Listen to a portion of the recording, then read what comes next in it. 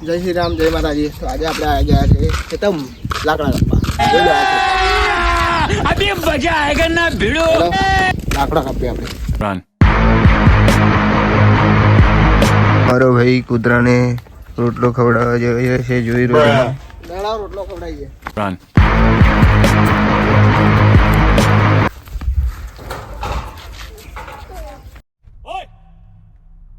વાપસ લાગુ છે.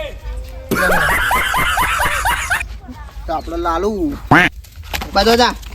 તમારા આકાશભાઈને કામ ના કરવું પડે એટલે હેડે એવા બાઇક લઈને ઘેર અને આરવાન મૂકીને ગયા છે.